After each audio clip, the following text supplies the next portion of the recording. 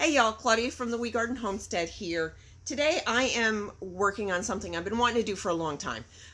So I don't know if y'all have seen the sweatshirts where it's usually the younger girls, some of the guys. It's the younger people though.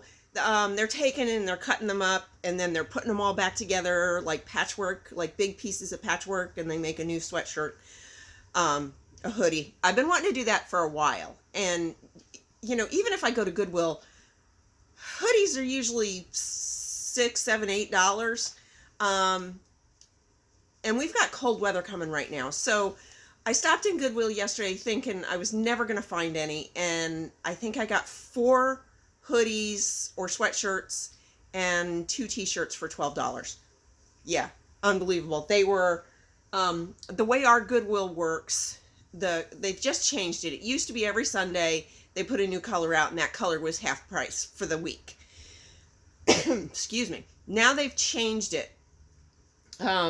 They've changed it to last week's color is $1.49, and the new color is 25% off instead of half off. So I started looking, and I found a bunch. I think it was 4. I think it was 4. No, it was 5. I found 5 hoodies and a t-shirt with the blue labels, so the color label that I needed, and then another t-shirt that was a little bit more that I really liked that I want to use with these hoodies. So I got this bright blue one, and it's UWF, which is like University of West Florida. I just won't use that piece right there. I don't care about that. I'll leave that out, or use it as a backing for another piece.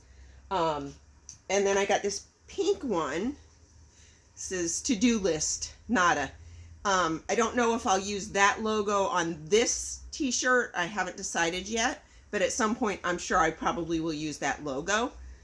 Oh, and I have one more. Give me 1 second.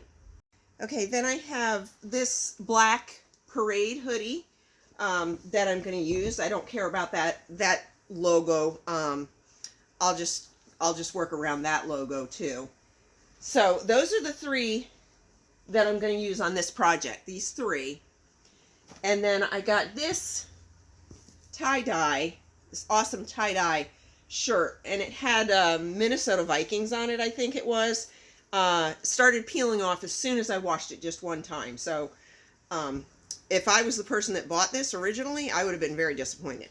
I don't care because I was going to work around that. I wasn't going to use that part anyway. And I will be backing this onto the sweatshirt material, so it's all sweatshirt. And then I'm not using these today. I got this little, it's like almost like a crop hoodie zip up. And then I got this one that doesn't have a hood. It's just a regular gray sweatshirt. So, I've got three hoodies, these bright colors, these 2 bright colors, and the black and this tie-dye t-shirt that are going to go together into another big hoodie. So the first thing I need to do is make my pattern.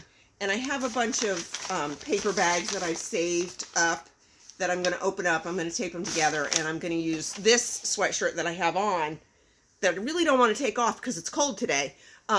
This sweatshirt that I have on I'm going to use to make a pattern, because I need a good pattern that's the right size, because those are all mixed up sizes. So that's what I'm working on today. I'm going to get the pattern made. We'll see how long that takes me, and we'll see what time it is, and I may go ahead and break down the hoodies, and then tomorrow we can start with the next step. So that's going to be it. What I'm working on today, I'm hoping to get the pattern made and the hoodies broken down for this video, and then we'll go to the next video when I actually start making the hoodies. So stay tuned. Let's see how far I get. Okay, so I got the bags all opened and taped together. I turned my sweatshirt inside out because I was using a permanent marker, and if I bumped it, sometimes permanent marker on black will look like a stain. It wouldn't really show blue, but it would look like a stain.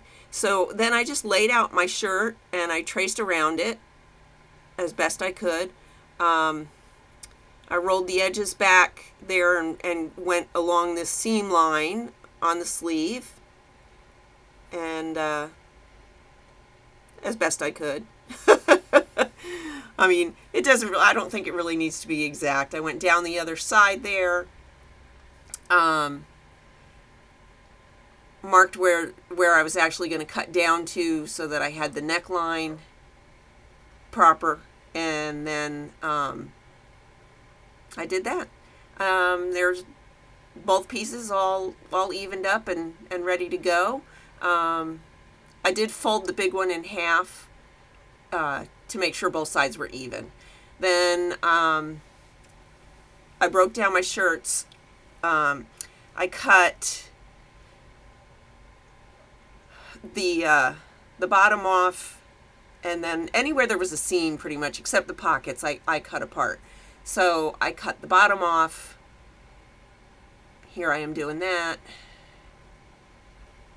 And then I removed the sleeves around the seam there.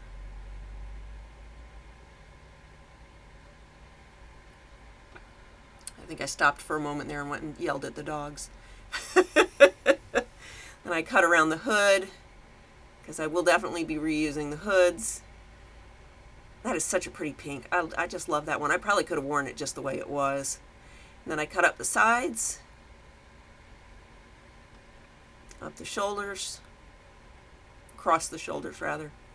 And there we go. Front, back, sleeves. I did go back and take the cuffs off the sleeves also. So, and then cut up the sides of the sleeves, the under the arms of the sleeves. So, that's how I broke them down to use them next. Okay, so I have 1, 2, 3 bodies. This blue one actually had raglan style sleeves, so we'll see how that works out when I go to put stuff back together.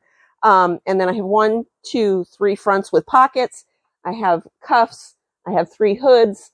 I have the bottom waistband. And then I've got 3 sets of sleeves. This black one was a bit heavier than the other 2, but I think it'll be fine once I mix it all up together. So here's my patterns.